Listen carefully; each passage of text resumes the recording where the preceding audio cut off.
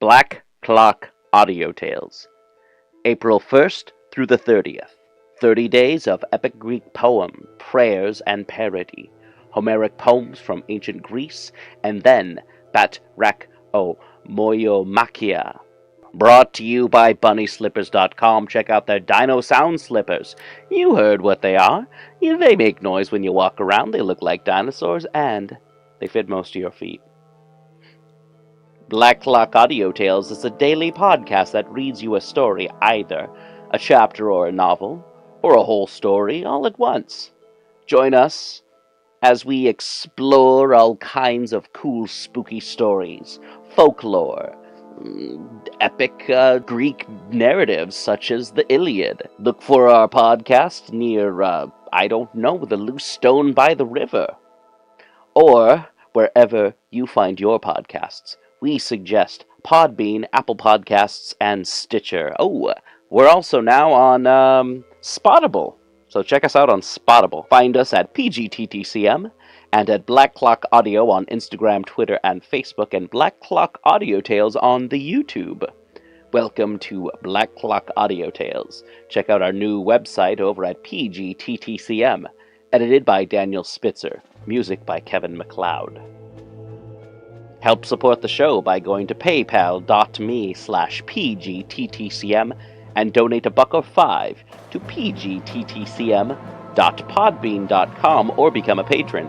Buy a cool shirt from pgttcm.threadless.com. Black Clock Audio Tales is part of the Dark Myths Collective. Learn more at darkmyths.org. Thank you, and enjoy. Translated by Samuel Butler, Book 10. Ulysses and Diomed go out as spies and meet Dolon, who gives them information. They then kill him, and profiting by what he had told them, kill Rhesus, king of the Thracians, and take his horses. Now the other princes of the Achaeans slept soundly the whole night through, but Agamemnon, son of Atreus, was troubled, so that he could get no rest. As when fair Juno's lord flashes his lightning in token of great rain or hail, or snow when the snowflakes whiten the ground, or again as a sign that he will open the white jaws of hungry war, even so did Agamemnon heave many a heavy sigh, for his soul trembled within him. When he looked upon the plain of Troy, he marvelled at the many watchfires burning in front of Iliad, and at the sound of pipes and flutes, and of the hum of men. But when presently he turned towards the ships and hosts of the Achaeans, he tore his hair by handfuls before Jove on high, and groaned aloud for the very disquietness of his soul. In the end he deemed it best to go at once to Nestor son of Neleus, and see if between them they could find any way of the Achaeans from destruction. He therefore rose, put on his shirt, bound his sandals about his comely feet, flung the skin of a huge tawny lion over his shoulders, a skin that reached his feet, and took his spear in his hand. Neither could Menelaus sleep, for he too boded ill for the Argives, who for his sake had sailed from far over the seas to fight the Trojans. He covered his broad back with the skin of a spotted panther, put a casque of bronze upon his head, and took his spear in his brawny hand. Then he went to rouse his brother, who was by far the most powerful of the Achaeans, and was honored by the people as though he were a god. He found him by the stern of his ship, already putting his goodly array about his shoulders, and right glad was he that his brother had come. Menelaus spoke first. "Why," said he, "my dear brother, are you thus arming? Are you going to send any of our comrades to exploit the Trojans? I greatly fear that no one will do you this service, and spy upon the enemy alone in the dead of night. It will be a deed of great daring." And King Agamemnon answered, "Menelaus, we both of us need shrewd counsel to save the Argives and our ships, for Jove has changed his mind, and inclines towards Hector's sacrifices rather than ours. I never saw nor heard tell of any man as having wrought such ruin in one day as Hector has now wrought against the sons of the Achaeans, and that too of his own unaided self, for he is son neither to god nor goddess. The Argives will rue it long and deeply. Run therefore with all speed by the line of the ships, and call Ajax and Idomeneus. Meanwhile I will go to Nestor, and bid him rise and go about among the companies of our sentinels to give them their instructions. They will listen to him sooner than to any man, for his own son and Meriones, brother-in-arms to Idomeneus, are captains over them. It was to them more particularly that we gave this charge." Menelaus replied, "How do I take your meaning? Am I to stay with them and wait your coming, or shall I return here as soon as I have given your orders?" "Wait," answered King Agamemnon, "for there are so many paths about the camp that we might miss one another. Call every man on your way, and bid him be stirring. Name him by his lineage and by his father's name. Give each all titular observance, and stand not too much upon your own dignity. We must take our full share of toil, for at our birth Jove laid this heavy burden upon us." With these instructions he sent his brother on his way, and went on to Nestor, shepherd of his people. He found him sleeping in his tent hard by his own ship. His goodly armour lay beside him, his shield, his 2 spears, and his helmet. Beside him also lay the gleaming girdle with which the old man girded himself when he armed to lead his people into battle, for his age stayed him not. He raised himself on his elbow and looked up at Agamemnon.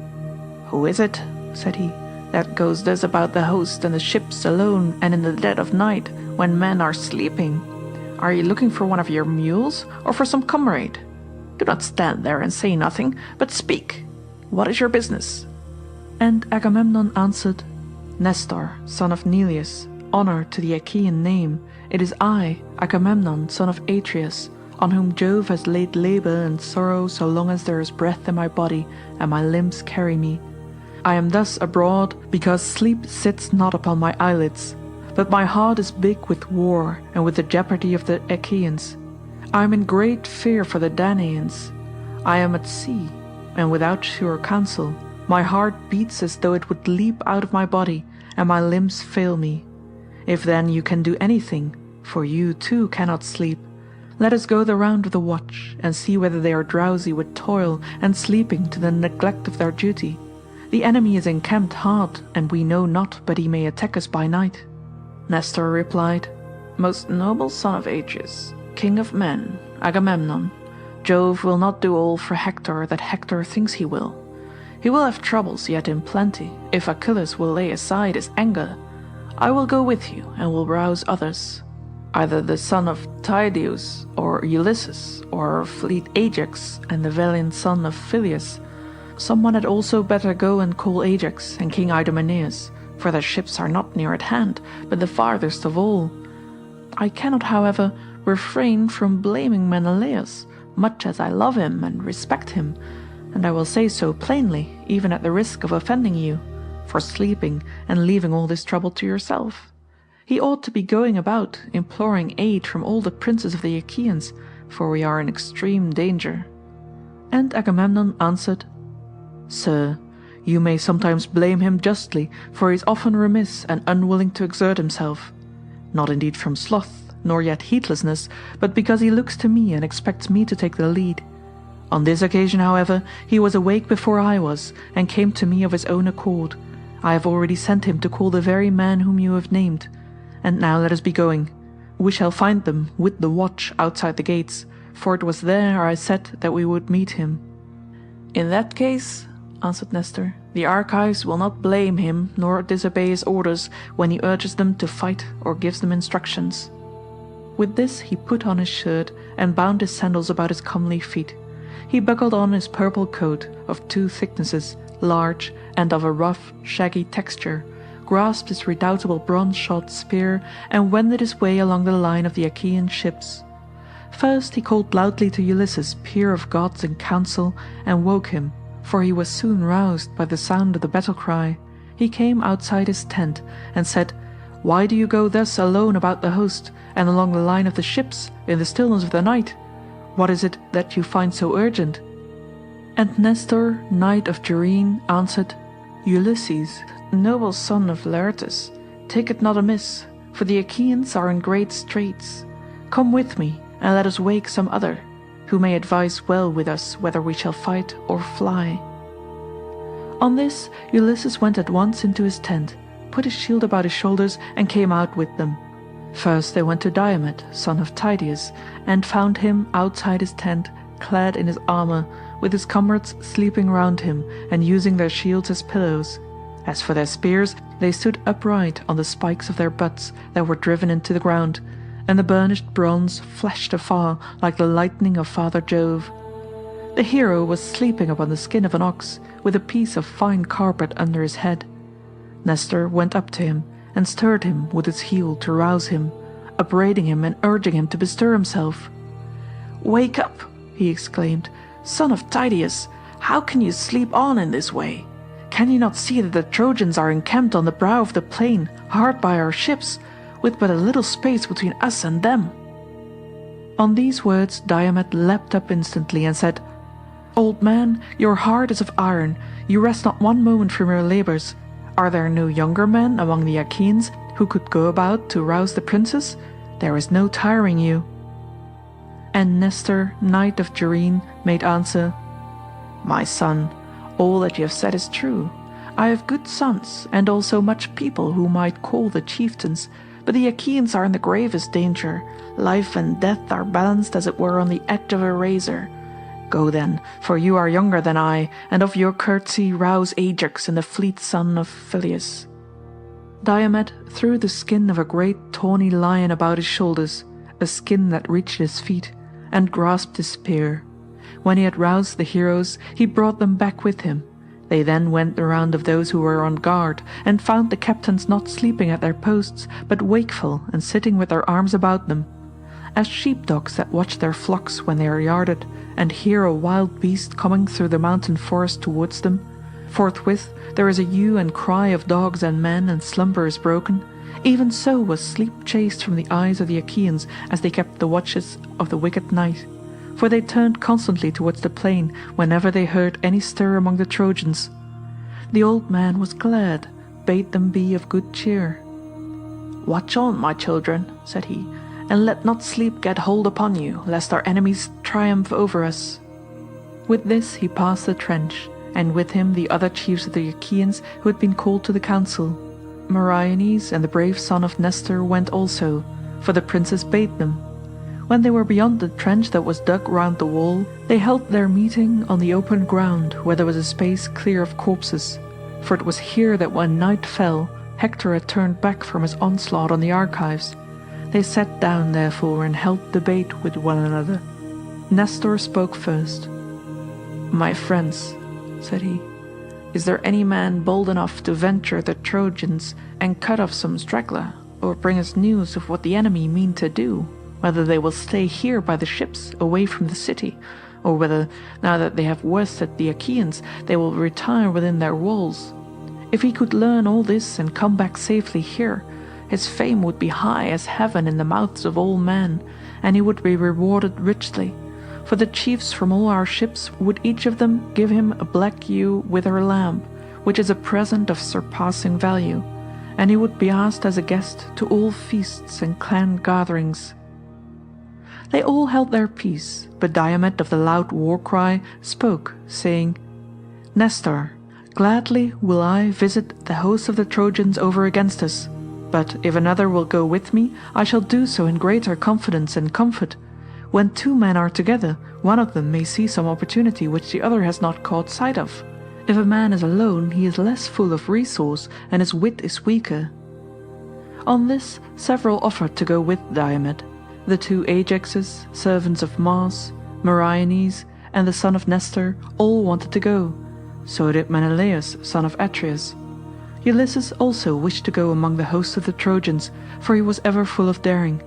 And thereon Agamemnon, king of men, spoke thus: "Diomed," said he, "son of Tydeus, man after my own heart, choose your comrade for yourself. Take the best man of those that have offered, for many would now go with you. Do not through delicacy reject the better man, and take the worst out of respect for his lineage, because he is of more royal blood." He said this because he feared for Menelaus. Diomed answered, "If you bid me take the man of my own choice, how in that case can I fail to think of Ulysses, than whom there is no man more eager to face all kinds of danger, and Pallas Minerva loves him well. If he were to go with me, we should pass safely through fire itself, for he is quick to see and understand." "Son of Tydeus," replied Ulysses, "say neither good nor ill about me, for you are among Argives who know me well. Let us be going, for the night wanes and dawn is at hand. The stars have gone forwards, 2/3 of the night are already spent, and a third is alone left us." They then put on their armour. Brave Thrasymedes provided the son of Tydeus with a sword and a shield, for he had left his own at his ship, and on his head he set a helmet of bull's hide without either peak or crest. It is called a skull cap, and is a common headgear. Meriones found a bow and quiver for Ulysses, and on his head he set a leathern helmet that was lined with a strong plating of leathern thongs, while on the outside it was thickly studded with boar's teeth, well and skilfully set into it. Next the head there was an inner lining of felt. This helmet had been stolen by Autolycus out of Ilium when he broke into the house of Amyntor, son of Ormenus.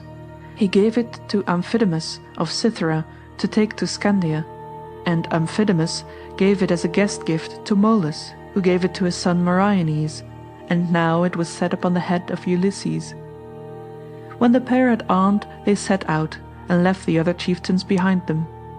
Pallas Minerva sent them a heron by the wayside upon their right hands. They could not see it for the darkness, but they heard its cry.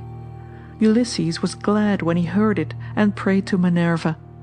"Hear me," he cried, "daughter of aegis-bearing Jove, you who spy out all my ways, and who are with me in all my hardships. Befriend me in this mine hour, and grant that we may return to the ships covered with glory, after having achieved some mighty exploit that shall bring sorrow to the Trojans." Then Diomed of the loud war-cry also prayed. "Hear me too," said he, "daughter of Jove, unweariable. Be with me even as you were with my noble father Tydeus when he went to Thebes as envoy sent by the Achaeans.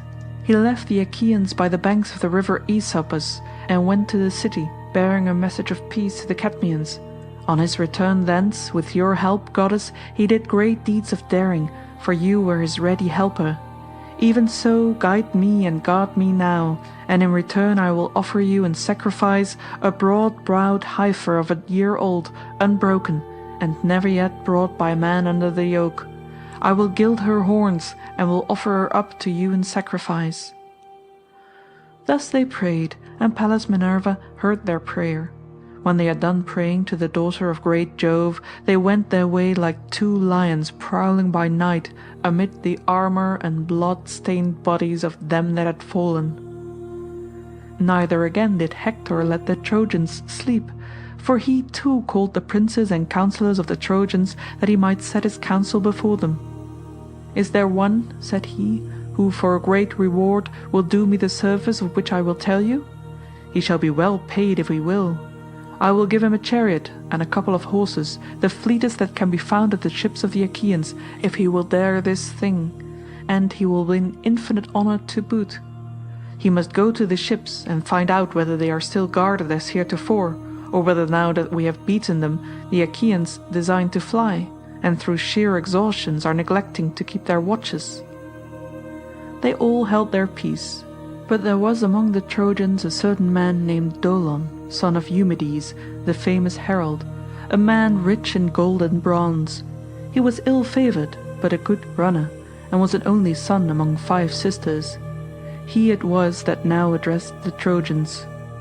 "I, Hector," said he, "will to the ships and will exploit them. But first hold up your sceptre and swear that you will give me the chariot, bedight with bronze, and the horses that now carry the noble son of Peleus. I will make you a good scout, and will not fail you. I will go through the host from one end to the other, till I come to the ship of Agamemnon, where I take it the princes of the Achaeans are now consulting whether they shall fight or fly." When he had done speaking, Hector held up his sceptre and swore him his oath, saying, "May Jove, the thundering husband of Juno, bear witness that no other Trojan but yourself shall mount those steeds, and that you shall have your will with them forever." The oath he swore was bootless, but it made Dolon more keen on going. He hung his bow over his shoulder, and as an overall he wore the skin of a grey wolf, while on his head he set a cap of ferret skin. Then he took a pointed javelin and left the camp for the ships. But he was not to return with any news for Hector. When he had left the horses and the troops behind him, he made all speed on his way. But Ulysses perceived his coming and said to Diomed, "Diomed, here is someone from the camp. I am not sure whether he is a spy, or whether it is some thief who would plunder the bodies of the dead. Let him get a little past us. We can then spring upon him and take him. If, however, he is too quick for us, go after him with your spear and hem him in towards the ships, away from the Trojan camp, to prevent his getting back to the town." With this they turned out of their way and lay down among the corpses. Dolon suspected nothing and soon passed them, but when he had got about as far as the distance by which a mule-ploughed furrow exceeds one that has been ploughed by oxen, for mules can plough fallow land quicker than oxen, they ran after him, and when he heard their footsteps he stood still, for he made sure they were friends from the Trojan camp come by Hector's orders to bid him return. When, however, they were only a spear's cast or less away from him, he saw that they were enemies and ran away as fast as his legs could take him. The others gave chase at once, and as a couple of well-trained hounds press forward after a doe or hare that runs screaming in front of them, even so did the son of Tydeus and Ulysses pursue Dolon and cut him off from his own people. But when he had fled so far towards the ships that he would soon have fallen in with the outposts, Minerva infused fresh strength into the son of Tydeus, for fear some other of the Achaeans might have the glory of being first to hit him, and he might himself be only second. He therefore sprang forward with his spear and said, "Stand, or I shall throw my spear, and in that case I shall soon make an end of you." He threw as he spoke, but missed his aim on purpose. The dart flew over the man's right shoulder and then stuck in the ground. He stood stock still, trembling and in great fear. His teeth chattered, and he turned pale with fear. The two came breathless up to him and seized his hands, whereon he began to weep and said, "Take me alive, I will ransom myself. We have great store of gold, bronze, and wrought iron, and from this my father will satisfy you with a very large ransom, should he hear of my being alive at the ships of the Achaeans." "Fear not," replied Ulysses, "let no thought of death be in your mind, but tell me, and tell me true, why are you thus going about alone in the dead of night, away from your camp and towards the ships, while other men are sleeping? Is it to plunder the bodies of the slain, or did Hector send you to spy out what was going on at the ships? Or did you come here of your own mere notion?" Dolon answered, his limbs trembling beneath him, "Hector, with his vain flattering promises, lured me from my better judgment. He said he would give me the horses of the noble son of Peleus and his bronze bedizened chariot. He bade me go through the darkness of the flying night, get close to the enemy, and find out whether the ships are still guarded as heretofore, or whether, now that we have beaten them, the Achaeans design to fly, and through sheer exhaustion are neglecting to keep their watches." Ulysses smiled at him and answered, "You had indeed set your heart upon a great reward, but the horses of the descendant of Aeacus are hardly to be kept in hand or driven by any other mortal man than Achilles himself, whose mother was an immortal. But tell me, and tell me true, where did you leave Hector when you started? Where lies his armor and his horses? How too are the watches and sleeping ground of the Trojans ordered? What are their plans?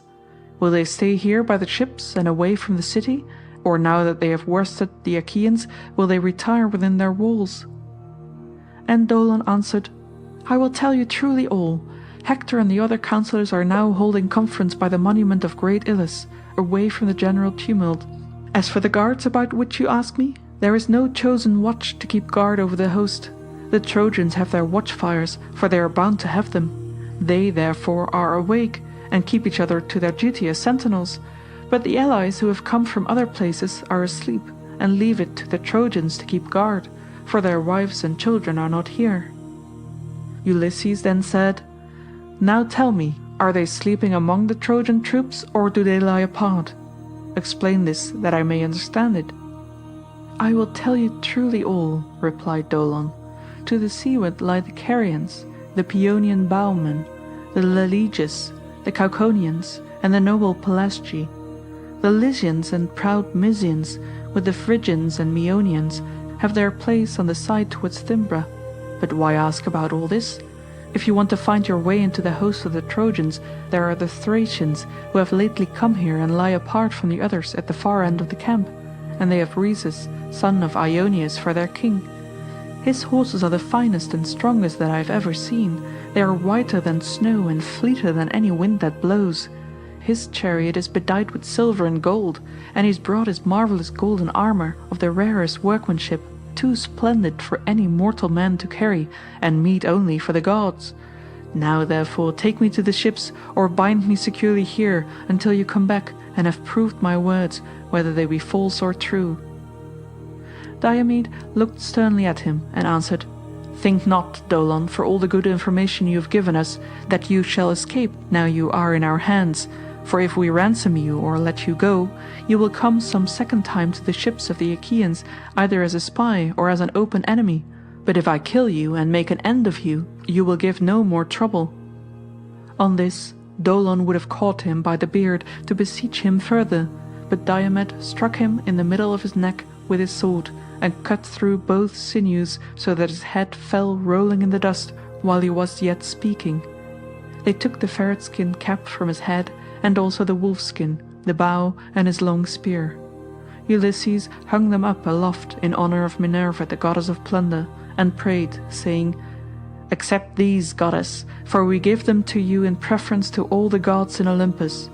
Therefore speed us still further towards the horses and sleeping ground of the Thracians." With these words he took the spoils and set them upon a tamarisk tree, and they marked the place by pulling up reeds and gathering boughs of tamarisk, that they might not miss it as they came back through the flying hours of darkness.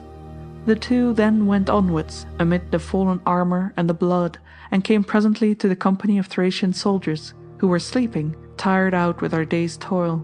Their goodly armor was lying on the ground beside them, all orderly in 3 rows, and each man had his yoke of horses beside him.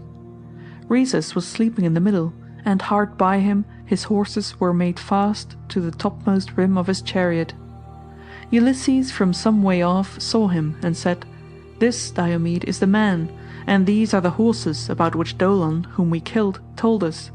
Do your very utmost, dally not about your armor, but loose the horses at once, or else kill the man yourself, while I see to the horses." Thereon Minerva put courage into the heart of Diomed, and he smote them right and left. They made a hideous groaning as they were being hacked about, and the earth was red with their blood. As a lion springs furiously upon a flock of sheep or goats when he finds them without their shepherd, so did the son of Tydeus set upon the Thracian soldiers till he had killed 12. As he killed them, Ulysses came and drew them aside by their feet one by one, that the horses might go forward freely without being frightened as they passed over the dead bodies, for they were not yet used to them. When the son of Tydeus came to the king, he killed him too, which made 13, as he was breathing hard, for by the counsel of Minerva an evil dream, the seed of Oeneus, hovered that night over his head. Meanwhile Ulysses untied the horses, made them fast one to another, and drove them off, striking them with his bow, for he had forgotten to take the whip from the chariot. Then he whistled as a sign to Diomed. But Diomed stayed where he was, thinking what other daring deed he might accomplish. He was doubting whether to take the chariot in which the king's armor was lying and draw it out by the pole, or to lift the armor out and carry it off, or whether again he should not kill some more Thracians. While he was thus hesitating, Minerva came up to him and said, "Get back, Diomed, to the ships, or you may be driven thither, should some other god rouse the Trojans." Diomed knew that it was the goddess, and at once sprang upon the horses. Ulysses beat them with his bow, and they fled onward to the ships of the Achaeans. But Apollo kept no blind lookout when he saw Minerva with the son of Tydeus. He was angry with her, and coming to the host of the Trojans, he roused Hippocon, a counsellor of the Thracians and a noble kinsman of Rhesus. he started up out of his sleep and saw that the horses were no longer in their place, and that the men were gasping in their death agony. On this he groaned aloud and called upon his friend by name. Then the whole Trojan camp was in an uproar as the people kept hurrying together, and they marveled at the deeds of the heroes who had now got away towards the ships. When they reached the place where they had killed Hector's scout, Ulysses stayed his horses, and the son of Tydeus, leaping to the ground, placed the blood-stained spoils in the hands of Ulysses and remounted. Then he lashed the horses onwards, and they flew forward nothing loth towards the ships, as though of their own free will. Nestor was first to hear the tramp of their feet. "My friends," said he, "princes and councillors of the archives, shall I guess right or wrong? But I must say what I think. There is a sound in my ears as of the tramp of horses. I hope it may be Diomed and Ulysses driving in horses from the Trojans, but I much fear that the bravest of the archives may have come to some harm at their hands." He had hardly done speaking when the two men came in and dismounted, whereon the others shook hands right gladly with them and congratulated them. Nestor, knight of Gerene, was first to question them. "Tell me," said he, "renowned Ulysses, how did you two come by these horses? Did you steal in among the Trojan forces, or did some god meet you and give them to you? They are like sunbeams. I am well conversant with the Trojans, for old warrior though I am, I never hold back by the ships, but I never yet saw or heard of such horses as these are. Surely some god must have met you and given them to you, for you are both of you dear to Jove, and to Jove's daughter Minerva." And Ulysses answered, "Nestor, son of Neleus, honour to the Achaean name, heaven, if it so will, can give us even better horses than these, for the gods are far mightier than we are. These horses, however, about which you ask me, are freshly come from Thrace.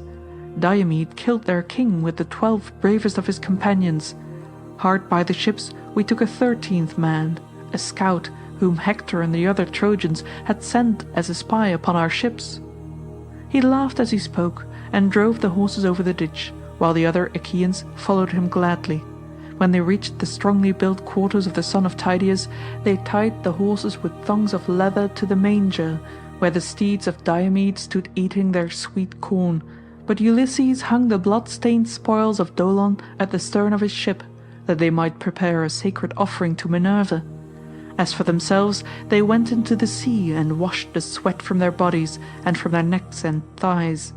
When the sea water had taken all the sweat from off them and had refreshed them, they went into the baths and washed themselves. After they had done so and had anointed themselves with oil, they sat down to table, and drawing from a full mixing bowl, made a drink offering of wine to Minerva. End of Book 10.